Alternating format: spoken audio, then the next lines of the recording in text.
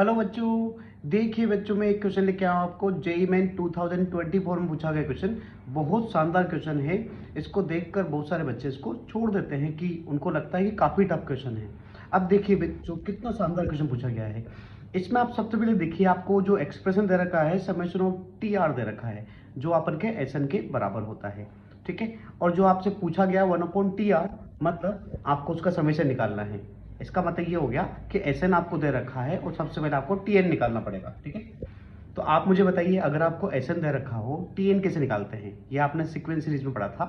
तो क्या करना पड़ता है बच्चों? T N equal to S N minus S N minus N. ठीक है, ओके, तो ये हम कर लेंगे।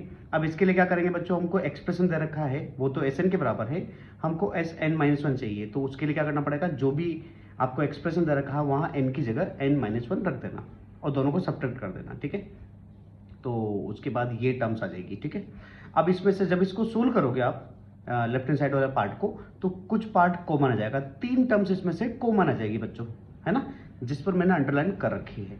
ये बाहर निकलने के बाद जो पार्ट बचेगा उसको सब्ट्रैक्ट करने पर 8 बचेगा और नीचे 64 कट उठा के बच जाएगा बच्चों 1/8। तो इस तरीके से हमारे पास टीएन आ चुका है। अब मुझे क्या चाहिए? इसका रेसिप्रोकल का समेशन चाहिए।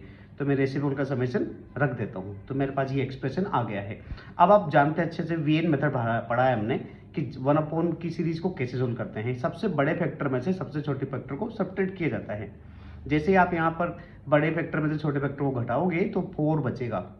तो ऑलरेडी ऊपर 8 दे रखा है, तो उसमें से 2 बार रख दूंगा और 4 की जगह मैं रख दूंगा इन दोनों का सब्ट्रैक्शन। ठीक है, अब इन दोनों पार्ट में मैं नीचे से डिवाइड करूंगा तीनों फैक्टर को, तो एक फैक्टर कट जाएगा 2n+3, और ऐसे ही जब दूसरे में डिवाइड करूंगा तो 2n-1 भी कट जाएगा और ये इस फॉर्म में आ जाएगा। अब इस क्वेश्चन में कोई दम नहीं है, आपको सिर्फ क्या करना बच्चों, आर की वैल्यू या एन की वैल्यू 1 2 3 रखते जाइए। सारी टर्म्स कट जाएगी, फर्स्ट और लास्ट टर्म बचेगी सिर्फ, है ना। तो आप आराम से वैल्यू रख देना। आप यहाँ से देख पा रहे होंगे बहुत सारी टर्म्स कटती जा रही है, सिर्फ फर्स्ट टर्म बचेगी और लास्ट टर्म बचेगी। और लास्ट टर्म की दिक्कत नहीं, क्योंकि इनफाइनाइट तक जा रहा है। ठीक है, तो वो तो 0 हो जाएगा। तो ये सब कट गया है और आखिर में ये बचेगा आपका। ठीक है, तो ये आप आराम से इसको सोल्व करना। इसका आंसर आ जाएगा 2/3। कितना शानदार क्वेश्चन है। अगर आप ऐसे क्वेश्चन कर लेते हैं तो आपको जेईई में बहुत फायदा मिलेगा। तो ऐसे क्वेश्चन को जरूर देखते रहिए बच्चों आप।